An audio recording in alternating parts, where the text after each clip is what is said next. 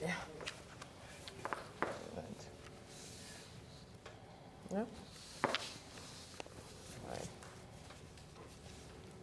Good afternoon to the members of the media as well as to the listening public. We are here at yet another post-exec council media briefing where we will discuss with you what is happening within our respective divisions and even outside of our divisions as well. I have with me Assistant Secretary in the Division of Infrastructure and Public Utilities, Assemblyman Handel Beckles, who will speak to issues pertaining to that division, and then yours truly, Tracy Davidson Celestine, who will speak about the Division of Tourism and Transportation and any other matters as we see fit. So I will now hand you over to Assistant Secretary, and then we will talk about other matters. Good evening. We have a few reports from the Division of Infrastructure and Public Utilities as it has to do with public utilities, and we have the road paving. We'll give some briefing as to what is happening there. In the public utilities, we have begun some exercises with the steering committee looking at progress work that's going on within the Digicel, TSTT, WASA, TNTech. And so I'll just give you a brief idea as to the progress. Digicel has been reporting increased coverage in Tobago. Recently, they launched their TV and broadband services in several locations, from Crown Point to John Dial and up to Castara as well. The company has recently employed 30 new technicians to ensure that the work is progressive and the target time is met. They're moving from the headquarters, well, they have moved from the headquarters of Lower Scarborough to a new location next to Maritime Building. They gave as part of their report. They're also considering the establishment of Wi-Fi sites in Tobago where our citizens will be able to access free Wi-Fi in Wi-Fi zones. So that's with Digicel.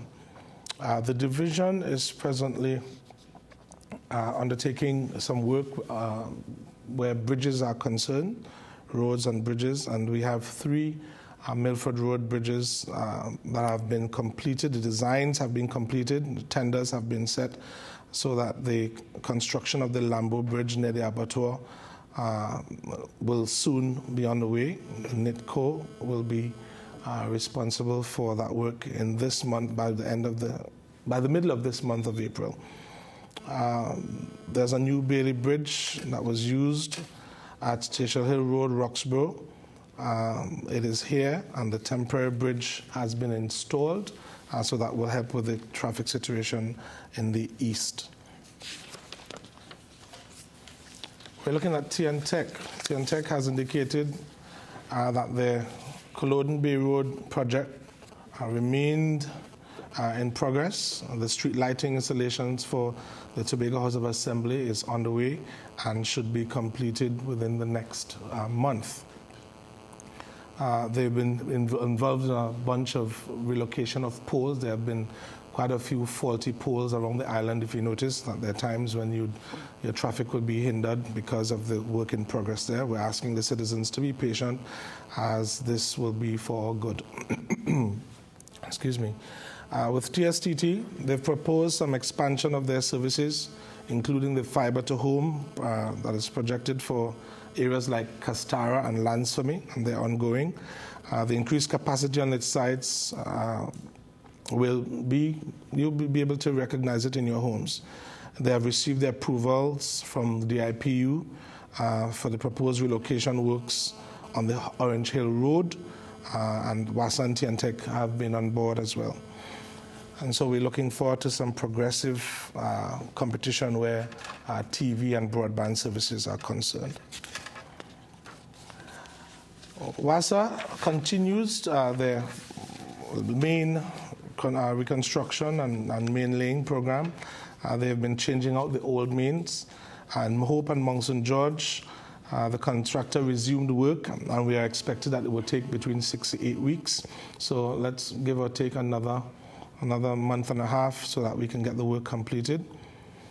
The first phase has been completed in the Goodwood area, and the second phase should be completed by the end of May.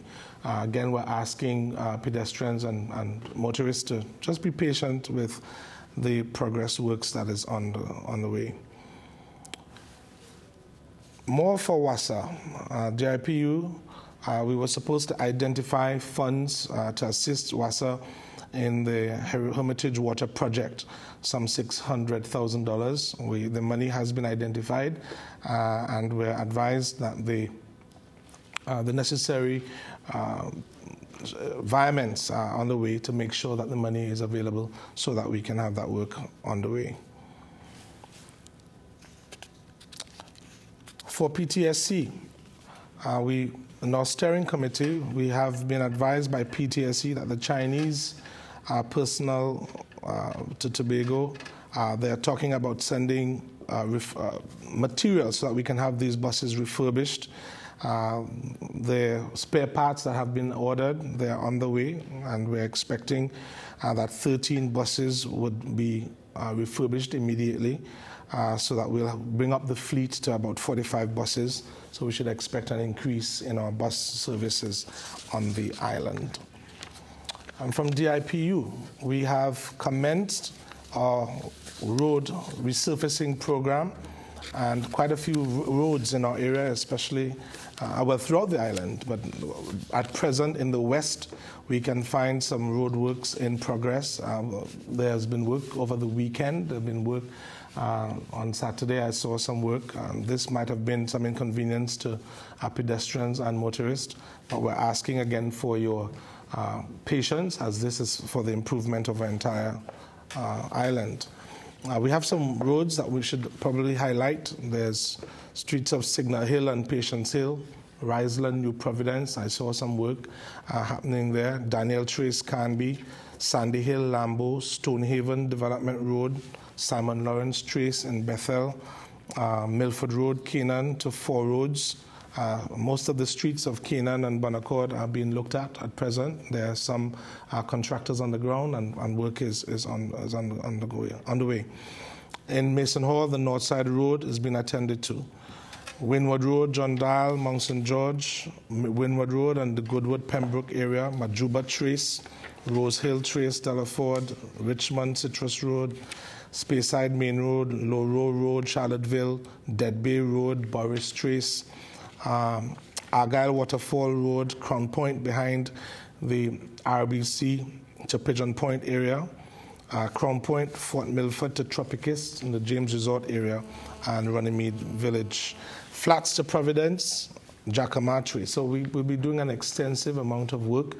In light of the recessionary times, we are not able to undertake all the things that we initially thought we would do, but for certain there will be work done, and I'm sure to the liking of the citizens. We just want to continue to do the best we can as we serve Tobago.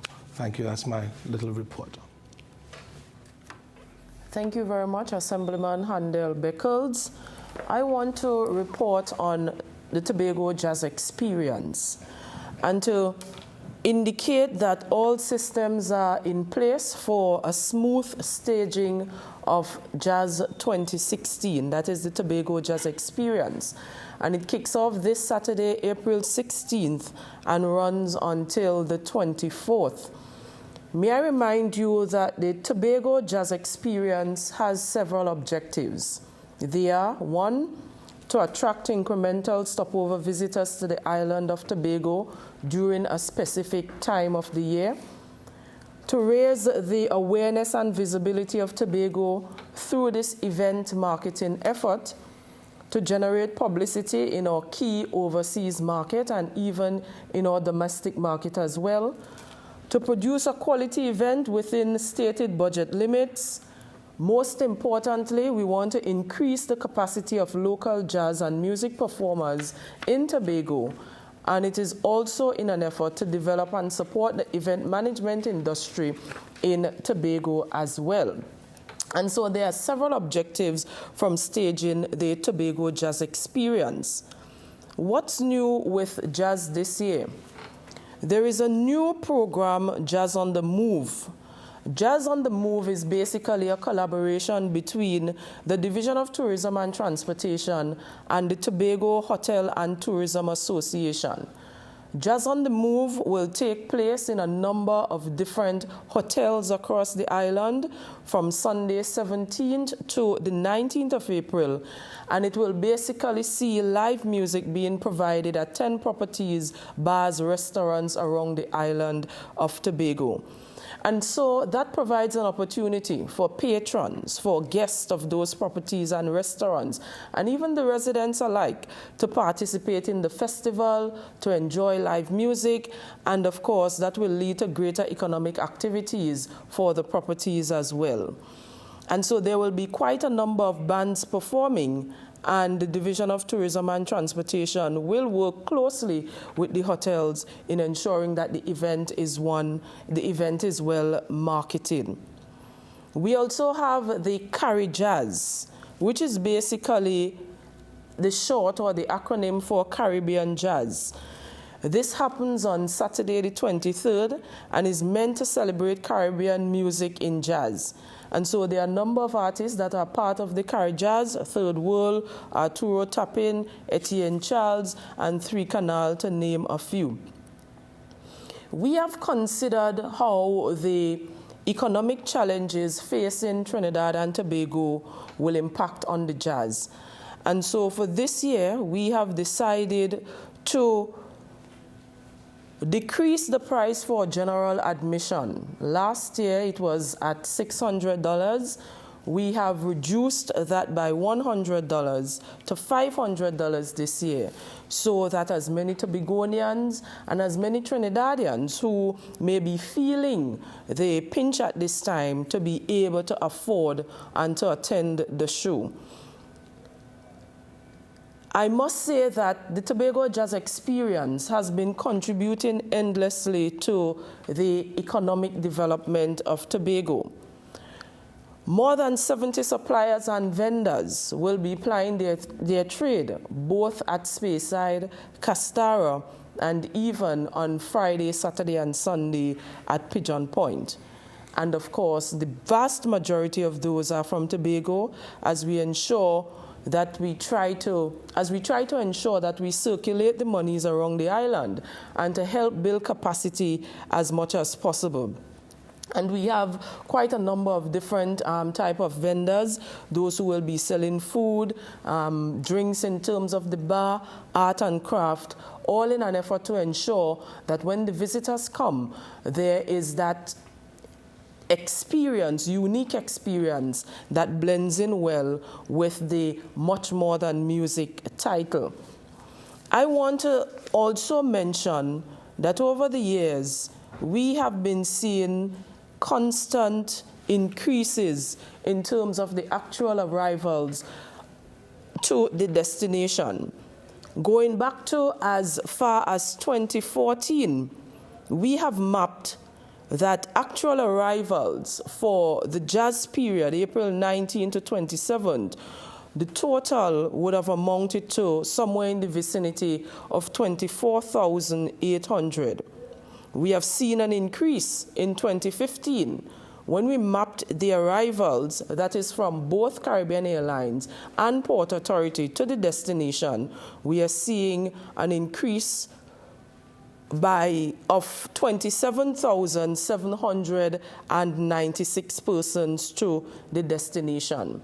The figures have not come in yet for 2016 because jazz is not yet over, but I want to let the public know at this time that Caribbean Airlines has added 16 jets, and also Port Authority has added 4 sailings to facilitate the demand that is usually present for jazz. Apart from that, the research unit of the Division of Tourism and Transportation would have conducted a survey in 2015, and that survey has reported or unfolded that $1,350 approximately is spent per person per night for a 3-night stay on island. and that is for the Jazz Festival period. So the point is that jazz is making its contribution to Tobago in terms of providing an avenue for the artist, and in terms of contributing not only to the taxi drivers and to the hotels and to the restaurants, but Tobago in general.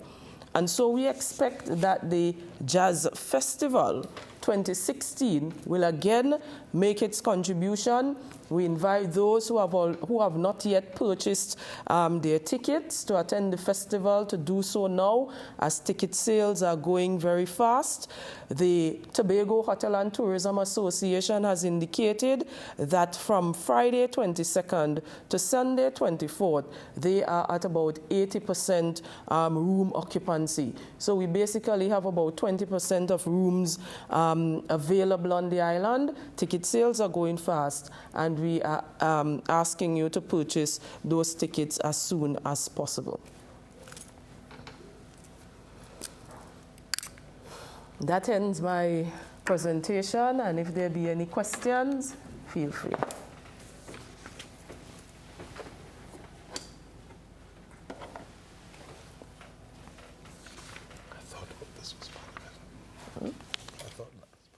No, just the objectives. Hi. Good afternoon. My first set of questions are for Mr. Beckles. You mentioned the new Bailey Bridge for the Roxborough Bypass Road is here, right?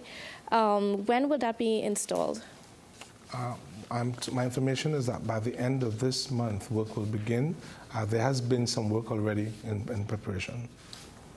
Okay. And could you remind me the costing of the bridge again? I couldn't recall this minute, but we can definitely have it later on. Okay. And I know something I've noticed with the road surfacing program. While it's good to resurface the roads, I'm not too sure if there is a system being done, because, for instance, like we use like Bonaccord, where Alfred Crescent and things like that, there were a lot of roads that were being done at exactly the same time in that area. So people getting in and out couldn't get in and out. They were told to go to this road, that road, but each road that they were instructed to go to were being worked on. Is there anything in place to ensure that, you know, let's say like while you're working on one road, you have another road so that residents and persons going into the area can access some of these areas even while work is going on? Right. Well, I'll accept your suggestion. I'm sure there would have been some confusion in the how the traffic is being rerouted, but definitely we'll look into that. Okay. And for these roads that have been scheduled to be done, was WASA on board with them? Because, I mean, even the roads that were done last year, some of them are now, you know, dug up already. I mean, there's tons of you go through them as if it wasn't paved, you know. But has WASA been on board with these We had discussions with WASA. Mm-hmm. They've been part of the steering committee, and we're praying that this will not be the experience in the very near future. They also have indicated that some of the issues were mains under pressure, old mains, lines that ruptured, etc. But we're expecting that with the massive campaign to change all these mains, that the areas that are already paved is where they've already worked. So we're not expecting that in the near future. Okay. And coming down to the URP program, now I know that even coming from the Minister of Finance, stating that the URP and CPEP would be reworked and they would move into agriculture and infrastructure. How is this happening for the Tobago, URP, and CPEP programs? Right. Now, I can speak for the URP, and we are open to other discussions. We will be in retreat shortly where more information will be extended, but our URP is already poised on a very narrow scale to impact agriculture on our island. And we're looking forward, there's a proposal that we will delve more into it. So you will see progressively URP more involved in agricultural projects. It is a good initiative. It's already one of the issues on our cards for consideration. Okay. All right. So Ms. Davidson Celestine, I noted that today that we didn't have either the Chief Secretary or Mr. Jack here to comment on the recent media review that was read in Parliament. But seeing as how you are the Deputy Chief Secretary, would you be able to make any comments in regards to the fact that Tobago was not mentioned in the media review, aside from the fact that we are being considered for traffic solutions in Scarborough and those congested areas? But, what does this mean for the THA? Well, the thing is, you have to remember that the Tobago House of Assembly is responsible for the management of Tobago affairs. And so one would expect that if there are any major pronouncement to be made, whether it has to do with the budget review or anything having to do with, in particular, Tobago, that the statement will be made by the Tobago House of Assembly. There are constant consultations between the Minister of Finance, the Chief Secretary, and also the Secretary of Finance and Enterprise Development. And so I'm sure that there have been discussions in terms of the approach for the budget review. Okay, so you're saying that there were consultations in regards to this, even though Tobago wasn't mentioned, right? Right. Well, and so the point I'm making is that sooner rather than later, the Tobago House of Assembly will make their statement. Okay. And you all are going to be going into retreat soon? Yes. How soon? I will not be able to give you the date, but next week, Wednesday, we're having an all-day session. Out of that, there will, be further pronouncements in terms of our approach, and thereafter, we will have a retreat. And today also in the Parliament Accounts Committee, the THA was the highlight, and the Auditor General report was looked at and so on. And of course, we know the challenges where that's concerned. But I don't know if you'll be able to answer, but could you say why was it allowed so that the accounts and stuff like that was able to get into such a disarray over the years that, nothing was done earlier to address whatever was happening and to make sure that, the documents and things like that were in place so that when the Auditor General would request these documents, it can be retrieved and the proper audits could be done? I know that they're doing the process right now, but why is it that we had to wait till now for that to happen as opposed to, every year as time goes by? Well, I think you need to clarify in terms of the question. So you're asking why was what not done?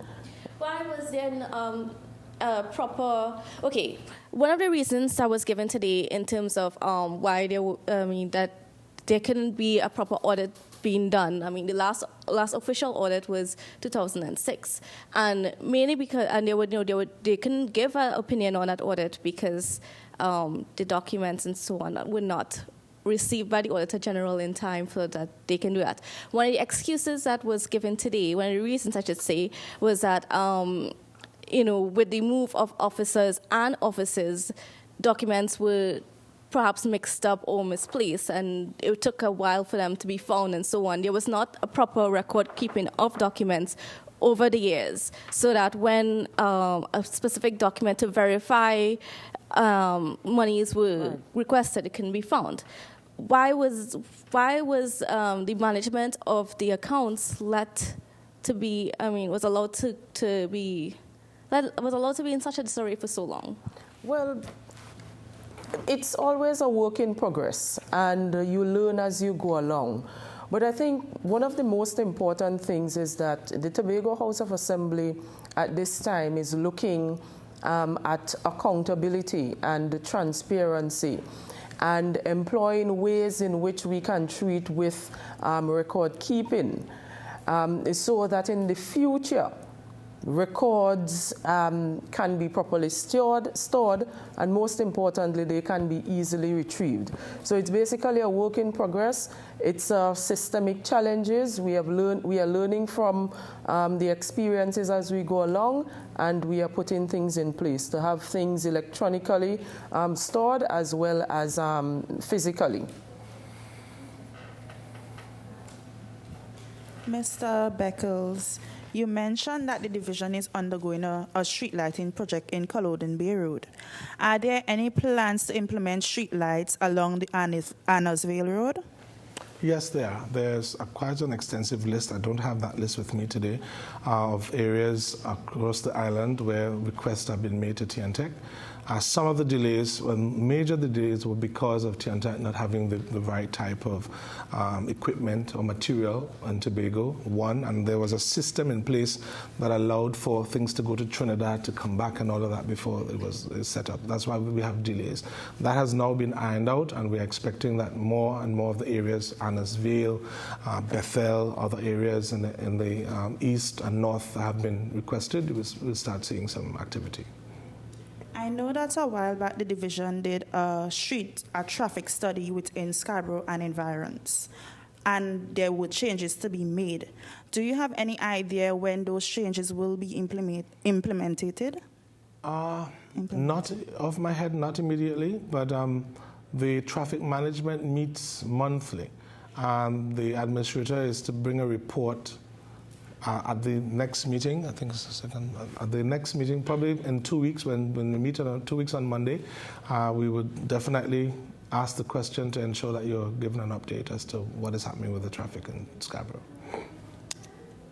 Good afternoon. My question is for Mr. Beckles. It's in relation to the Charlottesville River, and they're experiencing a problem with the river being clogged, and also problems with the drainage. They've been told that there's a problem with the river mouth being clogged, so that's why they're having problems with the drains, and they're getting a foul odor in their surroundings, etc. Could you tell us how that's being dealt with? Right. Again, I would have to do some investigations. I don't have that information about the Charlottesville River.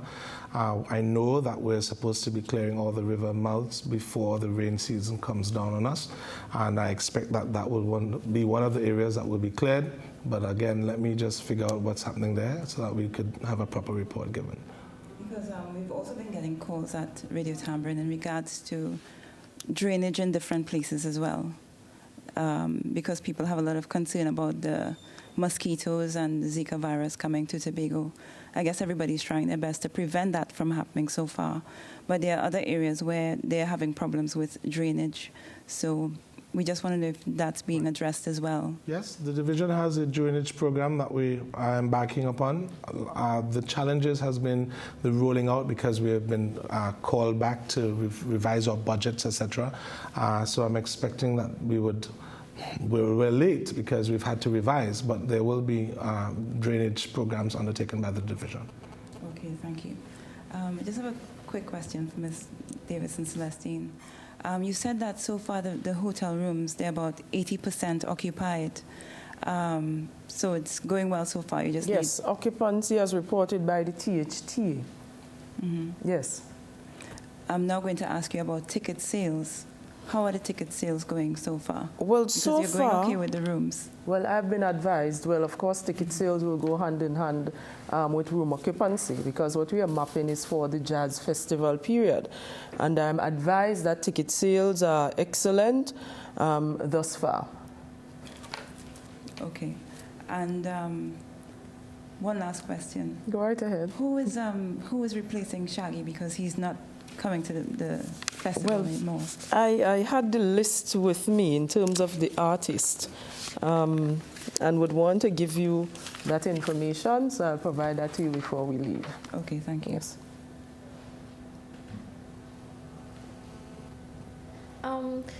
So Davis and Saucy, I just have one question. So you're saying that that room occupancy is at 80%. Mm-hmm. I spoke to Chris James, and he was saying that yes, it is at 80%, but only for the major weekend. But leading up to that, it's, room occupancy is like about 50%. So it's my I have been informed that according to THTA, Friday 22nd to Sunday 24th, room occupancy is at 80%. From Friday 15th to Friday 22nd, the room occupancy is in the vicinity of 44%. Okay. So these are the statistics that I've received from THTA. Okay.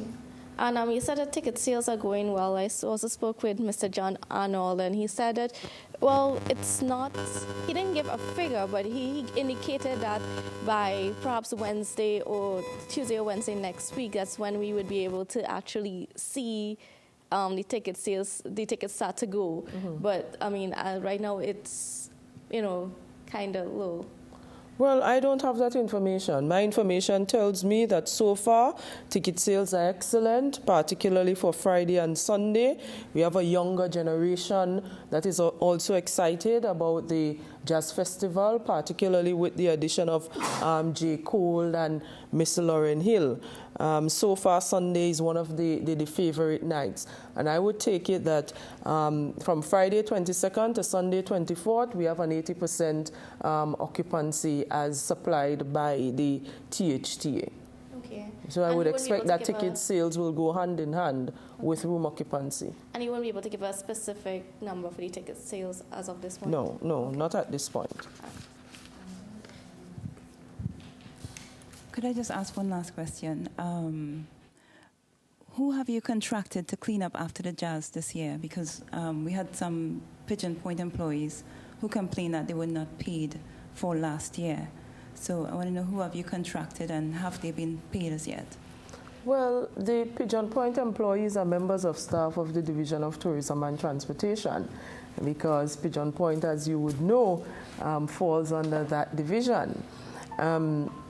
There are service providers additionally who have been contracted to clean places such as Speyside, etc. But the issue is not with the cleanup operations. It may be with regards to how we service our debts after the Jazz Festival. And so there are new procurement processes. The chief administrator has been spearheading an exercise throughout the assembly to deal with procurement. I know that he has met with quite a lot of contractors and indicate that there should not be any supply of services without purchase orders. Purchase orders, to my mind, indicate a commitment that says we have money is in the vote. So at the end of Jazz, and hopefully every activity throughout the assembly, we expect that people will be paid within the 10-day period, because that is what the policy prescribes at this moment. So it was an unfortunate situation, but with better planning, a different procurement system, we expect that people will be paid within the shortest possible time frame. But have those ones been paid yet, though? Yes, they have been dealt with. Okay, thank you.